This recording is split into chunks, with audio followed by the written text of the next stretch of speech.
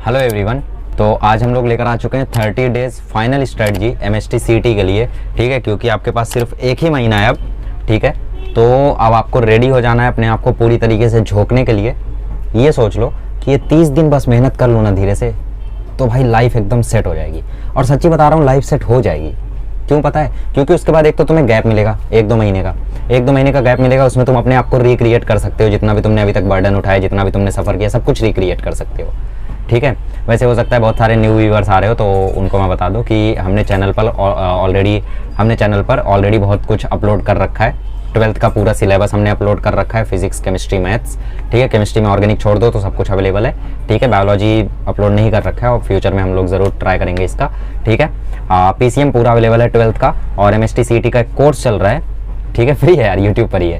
ठीक है, कोर्स चल रहा है जिसमें हम लोग एमसीक्यूज कराते हैं, सेशन लेते हैं, पीवाईक्यूज और एमसीक्यूज को कंबाइन करके कराते हैं। कुछ एमसीक्यूज ट्रिकी शुरू में लेते हैं हम लोग, जो चिटपटी टाइप होते हैं, मतलब जो दिखने में आसान होते हैं बट थोड़े ट्रिकी होते हैं, उनको लेते हैं। उसके बाद हम लोग लाइन से पीवाईक्यूज ले लेते हैं। ठीक है, तो वो सेशन चल रहा है, तो आप लोग प्लीज़ उन वीडियोस को अटेंड करो, क्योंकि उन वीडियोस से आपको बहुत ज़्यादा हेल्प होगी। अगर आप सिर्फ उन वीडियोस को डेली देखते हो तो उन वीडियोस से ही आप डेली कम से कम 50 क्वेश्चन लगभग सॉल्व कर रहे हो, क्योंकि वीडियोज़ में मैं 50-60 क्वेश्चन करा देता हूँ। ठीक है, हाँ, हो सकता है बहुत सारे वीडियोस में 40 रह जाता हो, 35 रह जाता हो, लेकिन 40+ क्वेश्चन तो रहता ही है अक्सर। ठीक है, तो आप लोगों को मैं बता दूं कि प्लीज़ उन वीडियोस को आप प्रीफर कर सकते हो। मैं सबकी लिंक आपको नीचे दे दूंगा। ठीक है, आपको अगर वन शॉट देखने तो वन शॉट की भी लिंक मैं दे दूंगा। अगर आपको नॉर्मल लेक्चर देखने तो मैं उनकी भी लिंक आपको डिस्क्रिप्शन में दे दूंगा।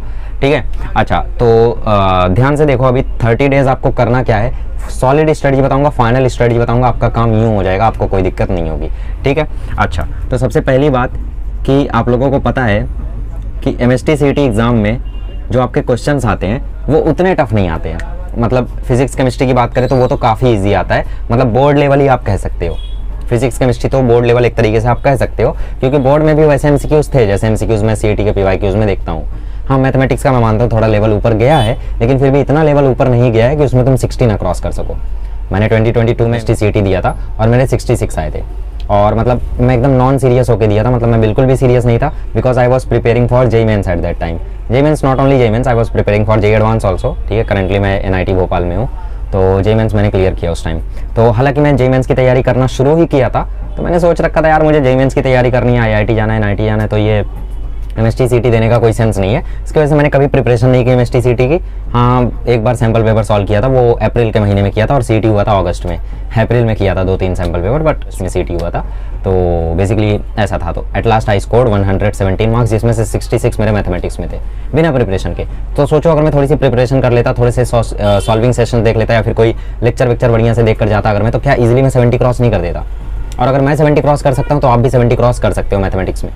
बहुत सारे लोग बोलेंगे मुझे मैथ्स में प्रॉब्लम है, ये है वो। अरे नहीं यार, इतना प्रॉब्लम नहीं होता है मैथमेटिक्स में। Mathematics is a very easy subject. उसमें से कुछ चैप्टर्स को तुम पिक करो। मैं मानता हूँ अभी थोड़ा लेवल बढ़ा है, मतलब मेरे वाले एमएसटी सीटी के सेशन से ही लेवल बढ़ा है, 2022 से ही लेवल बढ़ा है। ठीक है, लेकिन फिर भी अभी भी इतना लेवल नहीं बढ़ गया कि तुम 50 भी क्रॉस ना करो मैथ्स में।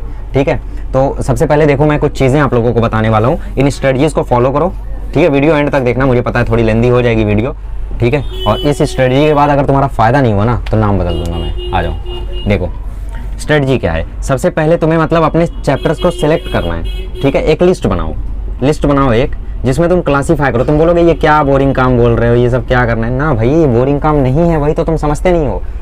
तुम एक लिस्ट बनाओ जिसमें चैप्टर्स को क्लासीफाई करो 3 सेक्शन में, 3 सेक्शंस में क्लासीफाई करो। कौन से 3 सेक्शंस? तुम्हें एक सेक्शन वो बनाना है जिससे मतलब तुम्हें 10 में से 8 क्वेश्चन हो जाते हैं, मतलब 80% प्लस क्वेश्चन तुमसे सॉल्व हो जाते हैं जिस चैप्टर से। इस सेक्शन में वो चैप्टर्स आ सकते हैं जैसे लॉजिक्स हो गया, मैट्रिक्स हो गया, या फिर एलपीपी हो गया, या फिर मैथमेटिक्स 2 में डेरिवेटिव हो गया, एओडी हो गया, इजी क्वेश्चंस आते हैं इनसे, एओडीआई हो गया। या फिर तुम अगर साइंस में जाओ, मतलब फिजिक्स में जाओ, फिजिक्स में तुम्हारा मतलब वो सेमीकंडक्टर हो गया, या फिर एटॉमिक स्ट्रक्चर हो गया, या फिर ड्यूअल नेचर हो गया। ये सारे चैप्टर से ऐसे क्वेश्चन आएंगे जो तुम 10 में से 8 से ज़्यादा कर ही लोगे। तो पहले सेक्शन में तुम्हें उन चैप्टर्स को डालना है। ठीक है, अब सेकंड सेक्शन में तुम्हें किनको डालना है? सेकंड सेक्शन में तुम्हें उनको डालना है जिसमें से तुम मतलब ऐसा रहता है कि तुम्हारा 50-50 चांस रहता है, 50-50 रहता है कि भाई ये क्वेश्चन आया तो मैं कर लूँगा, तो नहीं कर पाऊंगा। जैसे रोटेशनल डायनामिक्स हो गया, फ्लूइड्स हो गया, या फिर ऑसिलेशन हो गया। ऑसिलेशन से बहुत लोगों को प्रॉब्लम होती है, हालांकि बस ट्रिकी क्वेश्चन आता है, उसका हार्ड क्वेश्चन नहीं आता है यार। ठीक है, तीसरा सेक्शन तुम्हें वो बनाना है जिसमें तुम्हारे चैप्टर्स की थ्योरी भी सही से नहीं आती है तुम्हें। ठीक है, थ्योरी भी शायद तुम्हें उसकी सही से नहीं आती है, ऐसे चैप्टर का तीसरे सेक्शन में तुम्हें डालना है। अब तुम्हें गिनना है किसमें कौन से चैप्टर्स हैं। ठीक है, अब मैं देखो एक चीज़ बताता हूँ, जैसे अगर तुम्हारे पहले सेक्शन में मोर देन 30 चैप्टर्स हैं, मोर देन 30 चैप्टर्स हैं, so you are sure shot going to complete 99 plus percentile in your MST CT exam. अगर तुम्हारा 99 परसेंटाइल मतलब इसमें 30 चैप्टर है, 30 चैप्टर से ज़्यादा है इसमें, तो श्योर शॉट तुम्हारा आना है। क्यों? क्योंकि इसका मतलब ये है कि फिजिक्स में तुम्हारे 10 से ज़्यादा चैप्टर परफेक्ट है 16 में से, केमिस्ट्री में 10 में से ज़्यादा चैप्टर परफेक्ट है, मैथमेटिक्स में 10 से ज़्यादा चैप्टर परफेक्ट है, तो obviously you are going to score 99 percentile. क्योंकि अगर वो 30 चैप्टर तुम्हारे परफेक्ट है तो उन 30 चैप्टर से जो भी क्वेश्चन आए, अब 30 चैप्टर है, ठीक है, मैथमेटिक्स में जैसे 10 चैप्टर, उन 10 चैप्टर से मान लो 20 क्वेश्चन आए, तो उन 20 क्वेश्चन के 40 मार्क्स तुम्हारे फिक्स हैं। केमिस्ट्री के जो 10 चैप्टर हो गए, उन 10 चैप्टर से जैसे मान लो कुछ 50 क्वेश्चन आते हैं केमिस्ट्री में, तो पर चैप्टर 3 क्वेश्चन मान के चलो, तो 10 चैप्टर में से 3 क्वेश्चन आए, 30 मार्क्स वहाँ से तुम्हारे फिक्स हो गए। तो 40, 30, 70 तुम्हारा यही हो गया, फिजिक्स में से 70 हो गया तुम्हारा, 30 हो गया, 100 मार्क्स तो तुम्हारे यही बन गए पहले ही सेक्शन से। अब सेकंड सेक्शन में 50-50 है तुम्हारा, मतलब जो बचे हुए 20 चैप्टर हैं, 20 नहीं वैसे बच कितने रहे हैं, जैसे तुम्हारे 30 चैप्टर यहाँ आ गए, या फिर बायोलॉजी जिनका है वो भी समझ सकते हैं इसको, है ना। जैसे तुम्हारे 30 चैप्टर यहाँ आ गए पहले सेक्शन में, तो दूसरे सेक्शन में मान लो तुम्हारे 18 बच रहे हैं, उनमें से 10 चैप्टर तुम्हारे दूसरे सेक्शन में, तो उन 10 चैप्टर में से 50-50 चांस है, मान लो 20 क्वेश्चन है, 10 हो गए तुमसे, तो उसका भी तुम 20 मार्क्स पकड़ लो, ठीक है। मैथमेटिक्स का मान लो या फिर फिजिक्स का मान के चलो 15 मार्क्स पकड़ लो, 115 हो गया तुम्हारा। अब थर्ड सेक्शन में कुछ चैप्टर जिनमें तुम्हें तुक्का उक्का मारा, और तुक्का उक्का मार के ऑब्वियसली पता है ज़्यादा भला होता नहीं है, तो मान लो उधर से तुम्हारा 20 मार्क्स आ गया, 135 marks you are securing now. और 135 मार्क्स अगर तुम सिक्योर कर रहे हो मतलब 98 परसेंटाइल तो पार है। At 117 marks I score 96.2 percentile, though my shift was easy to moderate. और अभी तो भाई सारी शिफ्टें जी काफ़ी हार्ड आती है, तो अगर 135-40 भी तुम स्कोर करते हो 98 परसेंटाइल पार हो जाएगा, क्योंकि मेरे दोस्त का 140 मार्क्स था एंड ही स्कोर 98.8 परसेंटाइल, ठीक है। हाँ तो देखो, तो पहले सेक्शन में कुछ चैप्टर को डालो, सेकंड में डालो, थर्ड को डालो। अब तुम्हें काम कहाँ करना है, देखो काम करना है तुम्हें सेकंड सेक्शन में। सेकंड सेक्शन में उन चैप्टर्स को देखो कि तुम्हें वहाँ पे कमी कहाँ है, ठीक है। कमी कहाँ आ रही है भाई, क्वेश्चन नहीं सॉल्व हो रहा है या फिर तुम्हारी थ्योरी ही कमजोर है। अब ये कैसे पता चलेगा कि क्वेश्चन नहीं सॉल्व हो रहा है या थ्योरी कमजोर है? सिंपल सी बात है भाई, जैसे टीचर ने कोई क्वेश्चन कराया या तुमने कोई क्वेश्चन सॉल्व करने बैठे, तुमसे क्वेश्चन नहीं बना, तुमने उसका ऑनलाइन सॉल्यूशन सर्च किया, तुम्हें सॉल्यूशन नहीं समझ में आ रहा है, इसका मतलब तुम्हारी थ्योरी वीक है। क्योंकि अगर तुम्हें सॉल्यूशन समझ में आ गया, इसका मतलब तुम्हें उसका कंसेप्ट पता था लेकिन तुम्हें उसका एप्लीकेशन नहीं पता था। कंसेप्ट तो तुम्हें पता था कि भाई ये कंसेप्ट का यूज करेंगे और ऐसे सॉल्व करेंगे, लेकिन तुम्हें एप्लीकेशन नहीं पता था कि भाई ये कंसेप्ट का यूज करके किया कैसे। अब तुम्हें पता चल गया, अब नेक्स्ट टाइम वो क्वेश्चन आएगा तो तुम उसे बीट कर पाओगे। लेकिन अगर तुम्हें थ्योरी नहीं पता है भाई कौन सा मेथड लगा दिया सॉल्व करने के लिए, इसका मतलब तुम्हें थ्योरी नहीं पता, और थ्योरी नहीं पता है तो वो क्वेश्चन दोबारा आंखों के सामने आएगा, दोबारा तुम धोखा खाओगे और दोबारा पीछे गिरोगे। करेक्ट? तो ये है। तो सेकंड सेक्शन पे तुम्हें काम करना है। अब काम कैसे करना है, देखो काम यूँ करना है कि कोई वन शॉट अवेलेबल है, जैसे हमारे पूरे वन शॉट अवेलेबल है, कोई भी चैप्टर का देख लो, ऑर्गेनिक बायोलॉजी छोड़ दो तो फिर सारे वन शॉट्स हमारे अवेलेबल हैं। एचएससी बोर्ड का मैंने विजन 2024 लॉन्च किया था, उसमें पूरा एचएससी बोर्ड लाइन से मैंने पढ़ाया है, तो कोई भी वन शॉट आप देख लो मोर देन इनफ रहेगा थ्योरी के लिए। थ्योरी पूरी कवर अप हो जाएगी आपकी, ठीक है, मैं गारंटी देता हूँ। मैंने पूरा फिजिक्स भी वन शॉट में लिया था। First video of Maharashtra board on YouTube, मुझे लगा था महाराष्ट्र बोर्ड में बहुत सारे टीचर्स ने ऑलरेडी करा रखा होगा, लेकिन पहला वीडियो अपना था, ठीक है, पहला वीडियो वन शॉट का पूरे फिजिक्स का अपना था। आप डेट भी देख सकते हो, है ना। सो ऐसा था। तो बेसिकली सेकंड सेक्शन से आप लोग मतलब इस तरीके से काम कर सकते हो। अब थर्ड सेक्शन में मैं काम करने को रिकमेंड नहीं करूंगा। क्यों नहीं करूंगा? क्योंकि जैसे थर्ड सेक्शन में अगर आपका कोई चैप्टर वीक है तो बेसिकली उस पर काम करके टाइम बहुत चला जाएगा। 30 दिन है तो उतना टाइम आप दे नहीं सकते इसको। अब हो सकता है बहुत सारे लोगों के फर्स्ट सेक्शन में 10 चैप्टर हो, सेकंड सेक्शन में 20 चैप्टर हो, थर्ड सेक्शन में ज़्यादा चैप्टर हो, या किसी के इसमें भी 10 हो, थर्ड सेक्शन में बहुत ज़्यादा चैप्टर हो, तो उनके लिए सिर्फ एक ही सोल्यूशन है। तुम क्या कर सकते हो ना, तुम सिर्फ पीवाईक्यू रटना शुरू कर दो। पीवाईक्यूज को ना तुम रट्टा मारना शुरू कर दो, क्योंकि अगर तुम पीवाईक्यू को रट्टा मारना शुरू करोगे, ऐसा नहीं कि भाई the line of the equation of the plane is i minus j आया तो इसका आंसर 22 था ना, ये नहीं। रट्टा मारना शुरू कर दो, मतलब हर एक पीवाईक्यू को तुम एकदम सॉल्व करना शुरू कर दो। क्योंकि अगर तुम पीवाईक्यूज को सॉल्व करना शुरू करोगे ना, ये सबके लिए है, तो सबके लिए, लेकिन जो थोड़ा एवरेज बच्चों के लिए, एवरेज से एबोव के लिए, उनके लिए मैं अलग से कुछ और बताऊंगा। ये उनको बता रहा हूँ जिनका थर्ड सेक्शन में मैक्सिमम चैप्टर आता है। इससे होगा ये कि बहुत सारे पीवाईक्यूज डिट्टो रिपीट होते हैं सीईटी में, ठीक है। जैसे मैंने जब से सेशन शुरू कर किया करना, तो शायद सारे एमएसटी सीईटी के एस्पिरेंट्स में से सबसे ज़्यादा पीवाईक्यूज तो मैंने कर लिए होंगे। मैं एस्पिरेंट नहीं हूँ, मतलब बता रहा हूँ, ठीक है। सबसे ज़्यादा पीवाईक्यूज तो मैंने कर लिए होंगे तुम लोगों से ज़्यादा। तो दिक्कत ये है कि बेसिकली पीवाईक्यूज को जब तुम सॉल्व करोगे ना, तो बहुत सारे तो सेम रिपीट होते हैं, तो तुम्हारे जहन में रहेगा इसको सॉल्व कैसे करना है। और सेम ना रिपीट हो, कंसेप्ट सेम रिपीट हो जाता है मेरे भाई, कंसेप्ट सेम रिपीट हो जाता है। और मैक्सिमम चांस रहता है अगर कंसेप्ट सेम रिपीट हुआ तो क्वेश्चन भी वही रहता है, डेटा भी उन लोग चेंज नहीं करते हैं। इतना टाइम नहीं है ना यार, कितने पेपर बनाएंगे उन लोग, राइट। तो बेसिकली तुम पीवाईक्यूज को अगर सॉल्व करोगे तो 10-15 क्वेश्चन तो डिट्टो मिल जाएंगे तुम्हें उसमें से। अब तुम लोग हंस रहे हो 10-15 क्वेश्चन, अरे भाई तुम देख लो यार, हर चैप्टर में लगभग 6 से 7 क्वेश्चन ऐसे रहते हैं जो अभी 2022 में आए थे, 2023 में आए हैं। मुझ पर भरोसा नहीं, तुम देख लो ना, पीवाईक्यूज देख लो तुम, राइट। वहाँ से तुम्हें पता चल जाएगा। तो पीवाईक्यूज को रट्टा मारोगे 10 से 15 क्वेश्चन तुम्हारे यूँ बन गए। अब 10 से 15 क्वेश्चन तुम्हारे अगर यूँ बन गए तो बाकी क्वेश्चन में तुम थोड़ा बहुत तुक्का मार दो, और जो क्वेश्चन तुम्हारे नहीं हुए अच्छे से पीवाईक्यूज रटे हो तो उसका कंसेप्ट याद हो, उस कंसेप्ट को लगा वगा के कुछ भी सॉल्व वॉल्व करके कुछ तो करो। तो इसे मिला जुला के मतलब तुम्हारे 80-90 नंबर आ जाएंगे। 80-90 नंबर नहीं है, चलो 60-70 नंबर आ जाएंगे। 60-70 नंबर पे चलो 80% 90% के आसपास बन जाएगा।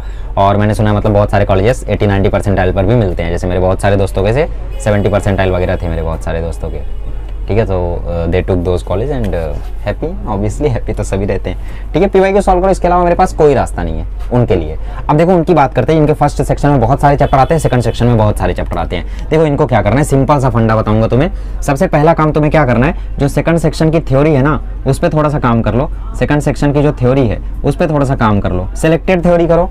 कोई पर्टिकुलर कंसेप्ट तुमसे मिस हो रहा है, जैसे तुम्हें याद है यार वो रोटेशनल डायनेमिक्स में मुझे रोलिंग मोशन अभी तक नहीं समझ में आया, घुसो उस टॉपिक का लेक्चर देखो, मेरा लेक्चर देखो, किसी और का लेक्चर देखो, किसी तीसरे का लेक्चर देखो, चौथे का देखो, पांचवे का देखो, छठे का देखो, तब तक देखो जब तक समझ में ना आए। क्यों नहीं आएगा समझ में? अगर मैं तुम्हें बोल रहा हूं कि भाई ये मार्कर इसमें मैं इंक डालूंगा तो मार्कर चलेगा, अब ये चीज तुम्हें क्यों नहीं समझ में आ रही है? जब मैं रोलिंग मोशन में तुमसे बोलता हूँ कि ये जो स्फीयर है अब जब ये नीचे गिरेगा तो इसकी काइनेटिक एनर्जी जब मैं टोटल लिखूंगा तो इसमें रोलिंग और ट्रांसलेशन दोनों आएगी। क्या नहीं समझ में आ रहा है तुम्हें? इसमें दिमाग में बस तुम लोग अपने बिठा लेते हो कि यार ये चीज तो मुझे समझ नहीं रही है, ये चीज तो मुझे आज तक नहीं समझी, ये चीज अभी भी नहीं समझेगी। मोमेंट ऑफ इनर्शिया नहीं समझ रहा है। मोमेंट ऑफ इनर्शिया क्या होता है? अरे बैठो तो भाई, ध्यान से देखो तो लेक्चर। अगर तुम्हें देखने के बाद नहीं समझ में आ रहा है, टीचर में कमी है, टीचर चेंज करो। यूट्यूब पे हजारों टीचर है, दूसरे टीचर से देखो, तीसरे से देखो, चौथे से देखो, पांचवे से देखो, तब भी ना समझ में आए पर्सनली कांटेक्ट करो मुझे, चैंपियंस ऑफिशियल टेलीग्राम पर पर्सनली कांटेक्ट करो, कॉल करके बता दूंगा, ठीक है। नहीं जोश जोश में नहीं बोल रहा हूँ, आई रियली, मतलब 7 से 7:30 के बीच में अपनी कॉलिंग फैसिलिटी है। उस बीच अगर तुम कॉल करोगे so if you ask any question I will tell you, ठीक है। उस दिन ना बता पाए अगले दिन बताऊंगा। जैसे मान लो तुमने कोई कंसेप्ट से मेरे से सवाल पूछा और उस कंसेप्ट का मुझे तगड़ा फील नहीं है तो ऑब्वियसली मैं तुम्हें बोलूंगा कल कॉल करना, कल तुम्हें मैं फील के साथ बता दूंगा। कोशिश तो करो, सिलेक्टेड कंसेप्ट करो, ठीक है। हाँ तो सेकंड सेक्शन का तुम थ्योरी पे थोड़ा सा काम करो, सिलेक्टेड थ्योरी पे। बाकी तुम्हारा एमसीक्यू वगैरह जो है ना, एमसीक्यू वगैरह है, ये मैं ये नहीं बोलूंगा कि मतलब एमसीक्यूज तुम यहाँ बुक से प्रैक्टिस करो, वो बुक से प्रैक्टिस करो, ऐसा मैं कुछ नहीं बोलूंगा। एमसीक्यूज का सबसे सिंपल सा फंड है, जो तुम्हारी मिसलेनियस के एमसीक्यूज है ना, सबसे पहले उनको निपटा लो। मिसलेनियस के जो एमसीक्यूज हैं सबसे पहले उनको निपटा लो। बट ये तो मैथमेटिक्स का हुआ, फिजिक्स केमिस्ट्री का क्या? फिजिक्स केमिस्ट्री में जैसे एक्सरसाइज वगैरह दोबारा पढ़ने जाते होगे तो उसमें तुम्हें थोड़ा बोर आता होगा ना। तो देखो सिंपल सा फंडा ये है कि जैसे टारगेट ट्रियम्फ का किसी के पास पीडीएफ हो या फिर कोई भी बुक का पीडीएफ हो तो सेक्शन वाइज अगर उसमें क्वेश्चन है, जैसे मेरे पास ट्रियम्फ का पीडीएफ है टारगेट का, तो उसमें बेसिकली क्वेश्चन सेक्शन वाइज हैं, critical thinking, competitive thinking, easy thinking, ऐसे हैं। तो क्रिटिकल थिंकिंग वाले क्वेश्चन करो हमेशा, इजी वाले तो सब कर लेते हैं। जैसे मैं भी जब सेशन लेता हूँ तो उस बुक से अगर मैं क्वेश्चन कराता हूँ क्रिटिकल वाले कराता हूँ, कॉम्पिटिटिव थिंकिंग इसलिए नहीं लेता क्योंकि उसमें पीवाईक्यूज होते हैं, वो तो हम लोग आगे कवर अप करेंगे ही, ठीक है। तो क्रिटिकल वाले क्वेश्चंस करो, उससे तुम्हारे एमसीक्यूज की प्रैक्टिस हुई। और सबसे इंपॉर्टेंट है पीवाईक्यूज। पीवाईक्यूज जितने हैं ना ऑल पीवाईक्यूज कर डालो भाई। आज मैं लिख के दे देता हूँ, ठीक है, आज मैं लिख के दे देता हूँ, यहाँ पे देख लो। अगर सारे पीवाईक्यूज कर लिए, अगर सारे पीवाईक्यूज कर लिए, ठीक है, तो 99 पार है। सारे मतलब कब के? सारे मतलब कब के? 99 नहीं, सारे मतलब कब के? 2020 से लेके 2023 तक के। अगर 2020 से लेके 23 तक के सारे पीवाईक्यूज तुमने कर लिए ना, तुम्हारा पार है भाई 99%। क्यों पार है? क्यों पार है? कैसे पार है? क्योंकि इसका 3 रीजन है। सबसे पहला रीजन ये है कि तुम्हें एक फ्लो मिलेगा, 20 में बहुत ईजी है, 21 में थोड़ा हार्ड, 22 में थोड़ा और हार्ड, 23 में बहुत हार्ड, तो एक फ्लो मिलेगा तुम्हें जब पीवाईक्यूज करोगे। दूसरी चीज कि जब तुम पीवाईक्यूज करोगे तो किसी भी चैप्टर से तुम्हारे 100+ एमसीक्यूज प्रैक्टिस हो जाएंगे, क्योंकि हर चैप्टर में 100 एमसीक्यूज तो है ही है पीवाईक्यूज में। तो 100 एमसीक्यूज तुम सोचो डेली प्रैक्टिस कर रहे हो एक चैप्टर के, तो 100 एमसीक्यूज आज कर रहे हो, 30 दिन में 3000 एमसीक्यूज, इतना तो तुमने पूरे साल में नहीं किया होगा। और तीसरी और सबसे बड़ी चीज कि भाई कॉम्पिटिटिव एग्जाम्स में ना एक पर्टिकुलर कंसेप्ट होता है हर चैप्टर का, हर चैप्टर का कोई एक पर्टिकुलर पार्ट होता है, जो पार्ट उनका फेवरेट होता है वो हर एक एग्जाम में पूछते ही पूछते हैं। जैसे अगर मैं पेपर बनाता हूँ तो बेसिकली जैसे मुझे एसी चैप्टर से रेजोनेंट फ्रीक्वेंसी वाला पार्ट मेरा फेवरेट है, तो मैं हमेशा क्वेश्चन में उसी को डालूंगा, घुमा के डालूंगा, फिरा के डालूंगा, बट उसी को डालूंगा। तो ऐसे हर एक बॉडी का ना कुछ कुछ पर्टिकुलर पार्ट होता है यार हर एक बंदे का। और तुम देखोगे ना जो भी टीचर्स होते हैं उनकी थिंकिंग सेम होती है। तो जैसे एक पर्टिकुलर एक्स सर का फेवरेट टॉपिक इस चैप्टर से ये है, तो वाई सर का भी फेवरेट वही होगा, जेड सर का मेरा भी फेवरेट वही होगा। ऐसा नहीं है कि मतलब रोटेशनल डायनेमिक्स में अगर उन्हें मोमेंट ऑफ इनर्शिया पसंद है तो मुझे नहीं पसंद होगा, मुझे भी वही पसंद है। रोटेशनल डायनेमिक्स से अगर मुझे क्वेश्चन बनाना होता है तो मेरे दिमाग में दो ही चीज़ आती है, एक तो मैं वो सब डाल दूँ कि भाई एंगुलर एक्सेलरेशन इतना है उतना है तो क्या करना है, और दूसरी चीज़ मेरे दिमाग में ये आती है कि भाई ये मोमेंट ऑफ इनर्शिया का क्वेश्चन डाल दूँ। ठीक है, मेरे दिमाग में वो सब नहीं आता है कि भाई वेल ऑफ डेथ वगैरह का क्वेश्चन डालूं या फिर कोई जनरल कंसेप्ट उससे पकड़ लो, उस सबसे क्वेश्चन डालो, ऐसा दिमाग में जनरली आता नहीं है। ठीक है, क्योंकि उनका फेवरेट पार्ट होता है। तो बेसिकली अगर तुम पीवाईक्यूज करोगे तो ये तीसरा और सबसे तगड़ा फायदा है कि तुम्हें उनका जड़ पता चल जाएगा कि भाई ये पार्ट इनका फेवरेट है, ये पार्ट तो फेवरेट परफेक्ट रखना ही है। समझ रहे हो? तो ये तुम्हारी परफेक्ट स्ट्रेटजी है। और अब एक लास्ट और फाइनल स्ट्रेटजी दे देता हूं जो तुम्हें करनी ही करनी है, तुम्हें डेली पढ़ना है बच्चों। मुझे इससे कोई मतलब नहीं है कि तुमने कोई क्रैश कोर्स ले रखा है, तुमने कोई क्लासेस जाते हो, तुम मेरा क्रैश कोर्स देख रहे हो, मुझे इससे कोई फर्क नहीं पड़ता है। मुझे सिर्फ इतना चाहिए कि तुम डेली 7 घंटा पढ़ो, 7 आवर्स की सेल्फ स्टडी करो। नहीं, मुझसे नहीं होगा 7 आवर्स की सेल्फ स्टडी, कैसे करूंगा? ना करो। ठीक है, जैसे मैं क्रैश कोर्स अपलोड कर रहा हूँ, डेली 2 वीडियो डाल रहा हूँ, 2 वीडियो 1-1 घंटे के होंगे। ऑब्वियसली 1-1 घंटा तो 2 घंटा हो गया टोटल। तो जैसे 1 घंटे का वीडियो तो उसमें मैंने 50 क्वेश्चन कराए, तो तुम अगर क्वेश्चन करते करते वीडियो देख रहे हो 3 घंटा लग जाएगा, 2.5 घंटा लग जाएगा, हो सकता है 4 घंटा लग जाए। ठीक है, तो बेसिकली उस टाइम को यहाँ पे इंक्लूड कर सकते हो, क्योंकि 7 घंटे में करना क्या है वो भी बता रहा हूँ। जैसे जिनका बायो है उनको मैं ज़्यादा नहीं बोलूँगा, उनको बोलूँगा तुम फिजिक्स पे 3 घंटा काम करो, केमिस्ट्री पे 1.5 घंटा काम करो या 2 घंटा काम करो, और बायो पे 2 घंटा काम करो। ठीक है, और जिनका मैथमेटिक्स है उनको मैं ये बोलना चाहूँगा कि तुम 2 घंटा काम करो फिजिक्स पे। ठीक है, चाहिए तो इसको 2 से 2.5 घंटा ले लो, फिर 30 मिनट का ब्रेक लो और 2 घंटा काम करो केमिस्ट्री पे। ठीक है, फिर 30 मिनट का ब्रेक ले लो, ये चाहिए 1 घंटे का ब्रेक ले लो, और उसके बाद 2 घंटा काम कर लो अपने मैथ्स पे। ठीक है, इतना काम करना है तुम्हें। अब देखो मैं क्यों बोल रहा हूँ कि तुम मतलब लेक्चर्स को देखो मेरे। ठीक है, ऐसा नहीं है कि भाई मैं प्रमोशन कर रहा हूँ या ऐसा कुछ है, ना भाई प्रमोशन वगैरह तो ऐसा कोई सीन नहीं है। ठीक है, इसका सिर्फ एक ही सेंस है कि भाई अगर तुम लेक्चर देखते हो ना तो उससे जैसे मतलब तुमने अगर कुछ भी नहीं पढ़ा है दिन में, तो कम से कम अगर तुम्हें मेरा बोलना पसंद है या फिर तुम्हें मेरी स्टाइल ऑफ टीचिंग पसंद है, तो उसके कारण ही कम से कम तुम्हें समझ तो आ रहा है। वो बाय प्रोडक्ट है। तुम क्या चाहते हो? तुम चाहते हो तुम्हारा थोड़ा सा टाइम पास हो या फिर तुम्हें थोड़ा सा अच्छा लगे, इसकी वजह से तुम वीडियो देख रहे हो, या फिर तुम चाहते हो तुम्हारा एक झूठा कॉन्फिडेंस बिल्ड हो, इसकी वजह से वीडियो देख रहे हो, बट फिर भी तुम्हें समझ तो रहा है। और अगर उन वीडियोस को देखते हो तो प्लीज बुक लेके देखना, पेन लेके देखना, वरना उस वीडियो को मत देखना, कोई ज़रूरत नहीं है, वरना समझेगा नहीं तुम्हें कुछ। ठीक है, तो बेसिकली तुम डेली 7 घंटा सेल्फ स्टडी करो। इसके अलावा क्रैश कोर्स जाते हो, कहीं कॉलेज लिया है, कहीं क्या लिया, मुझे उससे कोई फर्क नहीं पड़ता है। अगर तुम डेली 7 घंटा अभी से 30 दिन पढ़ लिए तो सफलता तुम्हारे कदम जरूर चूमेगी। ठीक है, और देखो बेसिकली 16 चैप्टर्स है तुम्हारे पास, 16 चैप्टर्स हैं, मैथमेटिक्स केमिस्ट्री फिजिक्स सब में 16 ही चैप्टर हैं। ठीक है, हाँ मान लिया मैथ में 15 है, 16 मान लो ना, क्या फ़र्क पड़ता है, वैसे तो 14 ही मान लो, एलपीपी को तो कोई गिनता भी नहीं है।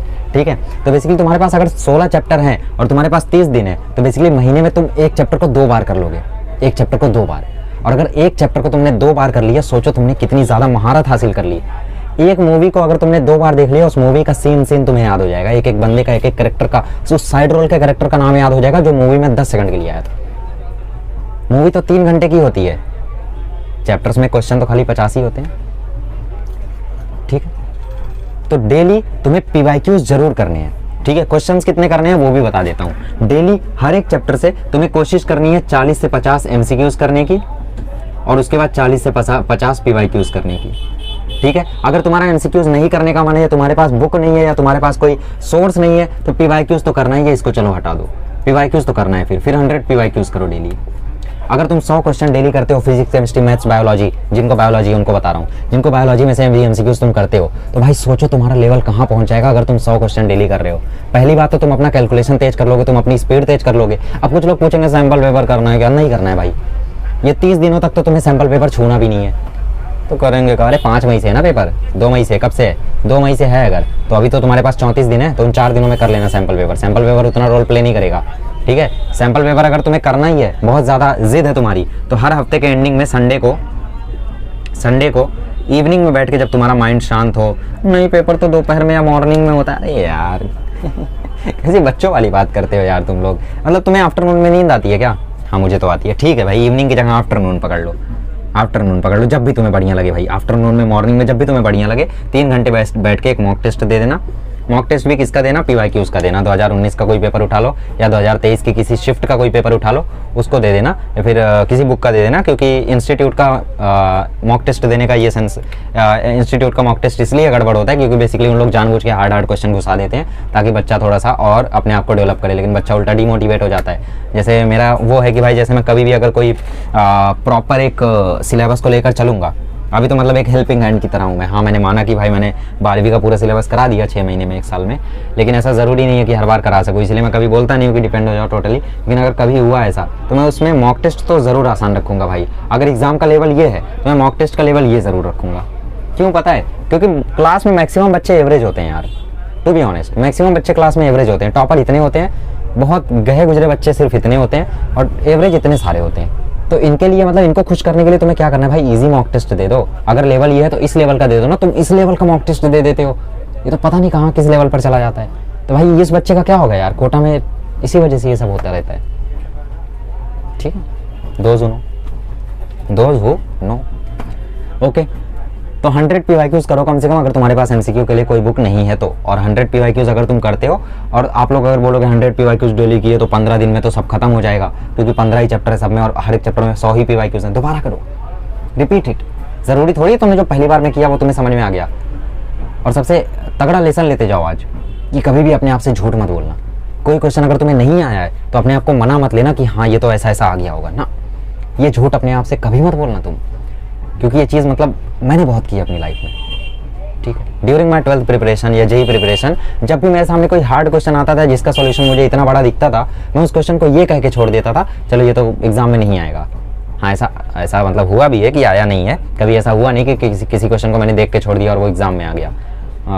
ठीक है, हुआ भी होगा तो मुझे याद नहीं आ रहा है अभी फिलहाल, लेकिन ऐसा हुआ नहीं है जनरली, इसीलिए याद नहीं आ रहा है। लेकिन तुम्हारे साथ हो सकता है